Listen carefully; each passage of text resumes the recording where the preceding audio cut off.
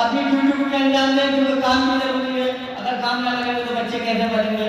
क्योंकि मिशन को भी टाइम देना है और परिवार को भी टाइम देना है। आइए बकाया चौधरी जी, आप अपनी बात में रखें और अपने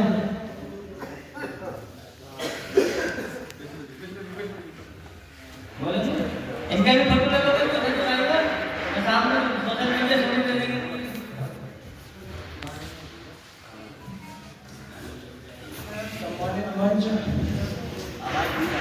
माननीय काशीराम साहब को राज्य अकेले पेश करते हुए मैं अपने एक शेर के साथ अपनी बात को शुरू करता हूँ। चिरागे अमन की लो पर सवाब आएगा, चिरागे अमन की लो पर सवाब आएगा, सितम घरों पर यकीनन अजाब आएगा। चिरागे अमन की लो पर सवाब आएगा, सितम घरों पर यकीनन अजाब आएगा। कदम ना पीछे हटाना भीम आजाद समाज पार्टी के साथियों, तुम्हारे ही दम से इंशाअल्लाह इंकलाब आएगा। सभी का बहुत शुक्रिया, बहुत धन्यवाद। जय भीम, आजाद। 1 मिनट मैंने आधे मिनट सभी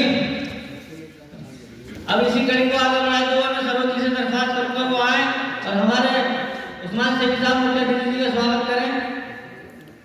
आ जाइए। और इसी कड़ी को आगे बढ़ाते हुए हमारे बहुत ही फेमस नेता पार्टी के संभावित प्रत्याशी उस्मान चौधरी जी आए और वो अपने बात रख सकते हैं। रजाउद्दीन जी संभावित प्रत्याशी अगर चाहे तो बात रख सकते हैं। वकार चौधरी सिंह की दरखास्त है 2 मिनट में अपनी बात रखें।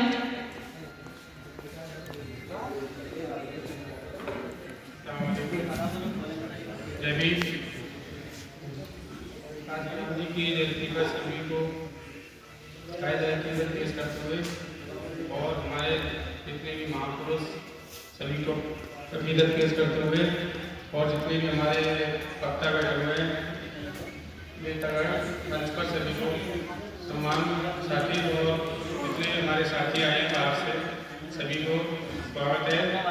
आज काशीराम जी की जयंती पर और हमारे जितने भी यहाँ से जो भी जिला पंचायत हैं और जितने भी कार्यकर्ता हैं सब की जयंती पर सभी का स्वागत है।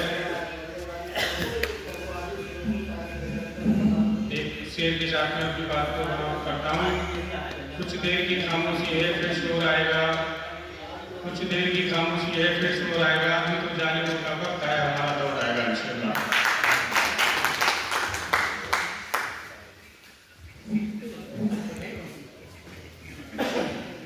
मैं अब मंच पे दीपचंद भाई से गुजारिश करूंगा वो अगर अपनी बात रखना चाहें तो रख सकते हैं।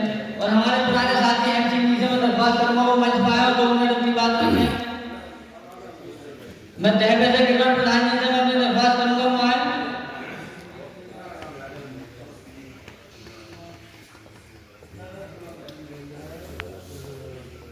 अब मैं माननीय सुरेंद्र गोदम से दरख्वास्त करूंगा वो आए 2 मिनट पर अपनी बात रखें। माननीय काशीराम जी की जिंदगी पे और पार्टी के संघर्ष कैसे स्थापना हुई, पार्टी की क्यों जरूरत पड़ी, आजाद समाज पार्टी भीम आदमी की जब पार्टी बनाने की जरूरत हमें महसूस हुई।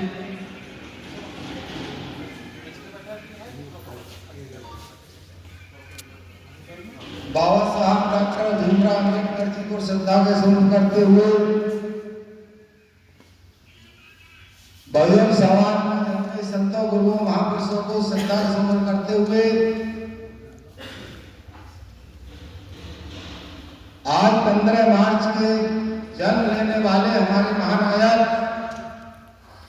काशीराम साहब को भी श्रद्धा के समर्पण करते हुए मंच पर उपस्थित सभी मुख्य सम्मानित गण सभी के लिए अभिनंदन करते हुए और हमारे जिला के जिलाध्यक्ष भाई शैलेश खान जी को भी अभिनंदन करते हुए और आजाद समाज पार्टी भीम आर्मी के कार्यकर्ता आए सब साथियों के लिए अभिनंदन करते हुए सबके लिए जय भीम करता हूं। सम्मानित साथियों,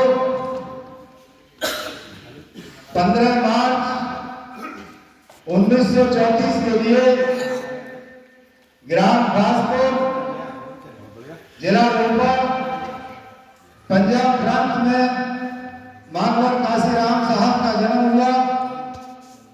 उन्होंने बीएससी की शिक्षा ग्रहण करने के बाद एक पुणे की कंपनी में वैज्ञानिक के पद पर नौकरी करने लगे और उसी नौकरी के दौरान 14 अप्रैल का दिन आता है। उसी कंपनी में एक बीना वाल्मीकि नाम के एक कर्मचारी की नौकरी करते थे।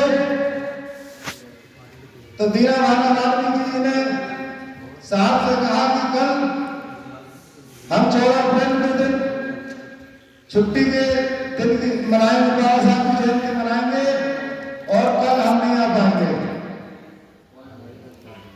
उस समय उस कंपनी सरकारी कंपनी थी, लेकिन बाबा साहब डॉक्टर भीमराव अम्बेडकर जी की जयंती का मनाने का कोई भी ऑथोरिटी नहीं थी, छुट्टी घोषित नहीं थी, जयंती को मनाने नहीं दिया।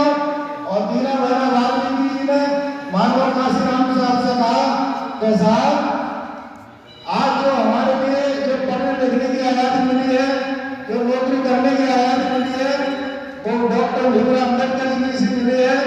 अगर हम उनकी जन्म जयंती के दिन एक दिन हमें छुट्टी नहीं मिल पाएगी तो हम इसे नौकरी करने से भी कोई फायदा नहीं है। मानवर काशीराम साहब ने दीना वाल्मीकि जी की बातों को बड़े ध्यान से सुना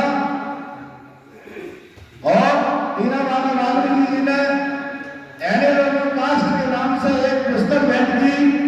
मानवर काशीराम साहब ने जब उस पुस्तक का अध्ययन किया तो उनके लिए एक बैराग सा होने लगा। उन्होंने अध्ययन किया कि संविधान इस देश में लागू होने के बाद भी हमारे लोगों को कितना शोषण और अत्याचार होता है। आज से मैं यह संकल्प लेता हूं और मैं इस नौकरी से भी रिजाइन देना चाहता हूं। रिजाइन देकर के मानवर काशीराम साहब अपने घर गए। घर जाने के बाद उनकी मां ने भी प्रस्ताव रखा कि बेटा आप नौकरी भी कर रहे हो और आप शादी क्यों नहीं कर रहे। तो मां से कहा कि मां,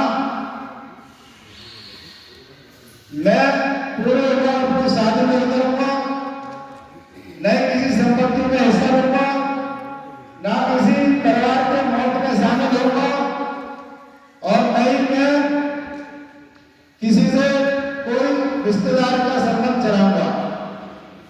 मां, मैं बहुजन समाज के उत्थान के लिए उनके जीवन में जीवन भर संघर्ष करता रहूंगा। यही मेरे शादी ब्याह होगा, यही मेरा परिवार होगा। तो इसी को मानवर काशीराम साहब ने अपने संघर्ष के बल पे डीएसपी बनाए, बाप से बनाया, फिर आगे चल के पार्टी का गठन किया और उनको सामाजिक परिवर्तन के लिहाज से इस प्रदेश के अंदर 4 बार सरकार बने। मानवर काशीराम साहब ने 85% का जैसा गुलदस्ता तैयार किया जिसमें हर वर्ग और हर समाज के लोग शामिल थे। उसका असर 2011 तक रहा और 11 के बाद वो गुलदस्ता बिखरने लगा, टूटने लगा। सम्मानित साथियों, मानवर काशीराम साहब के संघर्ष को देखते हुए हमारे आजाद समाज पार्टी के राष्ट्रीय अध्यक्ष मानवर काशीराम साहब के मूवमेंट को आगे बढ़ाने के लिए 15 मार्च 2018 के लिए नोएडा में इस पार्टी की स्थापना करी और स्थापना करने के बाद पहली बार नवीना से लोकसभा सांसद भी मिले और भाई ने कसम खा करके ये संकल्प लिया कि मानवर काशीराम साहब और बहुजन समाज के जितने भी महापुरुष हैं उनका मैं आंदोलन करता रहूंगा और उनका मिशन आगे बढ़ाता रहूंगा। सम्मानित साथियों, सभी के लिए जय भीम।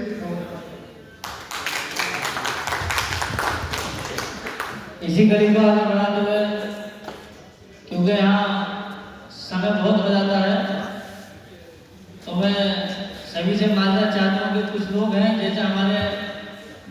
अच्छी बात सुरेंद्र गौतम जी ने रखी।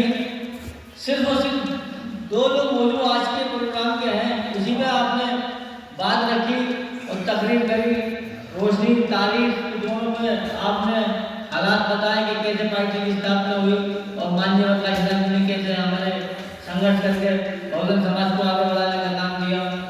अब इसी अगली कड़ी में क्योंकि पब्लिक बड़ी सुस्त बैठी है, मैं अपने जुझारू साथी रमेश कुमार जी से दरख्वास्त करूँगा वो आगे पब्लिक को गर्म करके बहुत जल्दी बरसात के मौसम में ठंडा होकर बैठ गई और अपने सुनहरा अल्फाजों से पार्टी की तारीफ को रोटी डालें।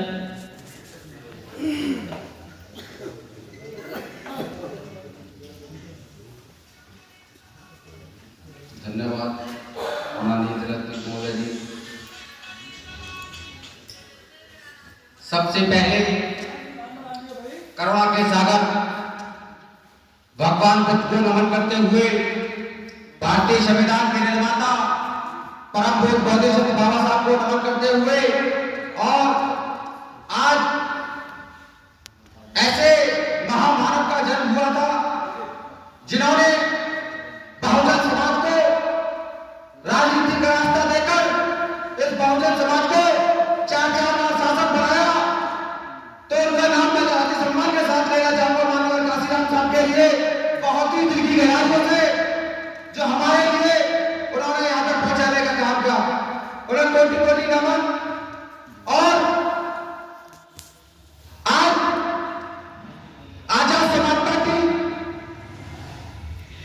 के स्थापना दिवस की यहाँ पर आए सभी सम्मानित लोगों को और मंच पर ऐसी सभी के लिए बहुत बहुत बधाई। बहुजन समाज में जन्मे सभी संतों गुरुओं को मेरा नमन। और हमारे अमरोहा से चलकर आए हमारे विपत्ति बड़े भाई देवेंद्र मिश्रा जी और हमारे विपत्ति बड़े भाई उस्मान सैफी जी मंडल प्रभारी मुरादाबाद और मंच पर सभी ऐसी सभी के लिए मेरा क्रांतिकारी जय भीम नमो होताई। सम्मानित साथियों, मैं आपको बता दूं मान्यवर काशीराम साहब एक बहुत ही महान, बहुत ही होनहार व्यक्तियों में आते थे और आते हैं और आते रहेंगे। देखिए ऐसे व्यक्ति थे जिन्होंने कभी भी ना कभी अपना खाता खुलवाया, ना शादी की, ना बच्चे थे, किसके लिए? सिर्फ बहुजन समाज के लिए। सम्मानित साथी माननीय काशीराम साहब ने ऐसा संघर्ष किया, ऐसा बलिदान दिया जो हम कोई भी नहीं कर सकता। उन्होंने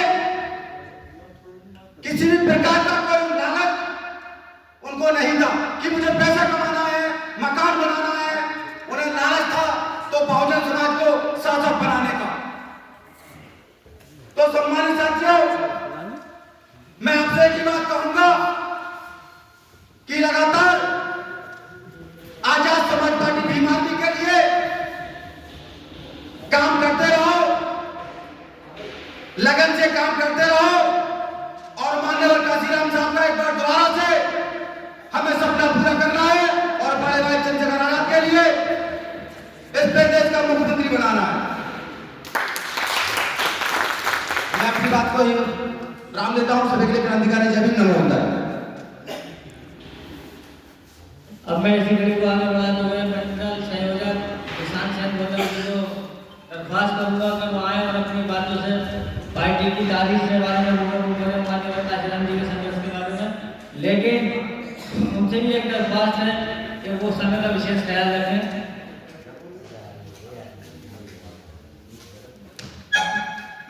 बहुत बहुत धन्यवाद माननीय अध्यक्ष जी। सबसे पहले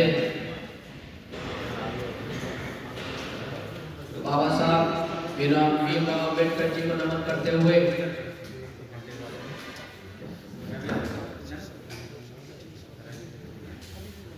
तथागत गौतम बुद्ध जी को नमन करते हुए बहुजन नायक मान्यवर काशीराम जी को नमन करते हुए मेरे सभी पदाधिकारियों का बहुत बहुत आभार, शुक्रिया, धन्यवाद। साथियों, आज मान्यवर काशीराम जी की जयंती है। साथियों, मान्यवर काशीराम जी का जन्म 15 मार्च सन 1934 में हुआ था। वो जन्म जो एक सदी के नायक, एक सदी के महापुरुष, बहुजन नायक मान्यवर काशीराम जी हुए। मान्यवर काशीराम जी कहते थे कि जो मरे हुए होते हैं, जो मुर्दे होते हैं, वो संगठन नहीं चलाते, और जो जिंदे होते हैं वो संगठन रुकने नहीं देते। साथियों, मान्यवर काशीराम जी ने एक बात और कही थी कि जिसकी जितनी संख्या भारी उसकी उतनी हिस्सेदारी। तो साथियों, आज हम लोगों को ये समझने की जरूरत है कि हम 85% बहुजन समाज है, और आज जो राज चल रहा है वो सिर्फ और सिर्फ 10-15% लोगों का राज चल रहा है। ये बात सत्य है। और मैं एक बात पूरी भारी सभा में कह दूंगा कि जिस सरकार में अधिकारी अगर माना जाए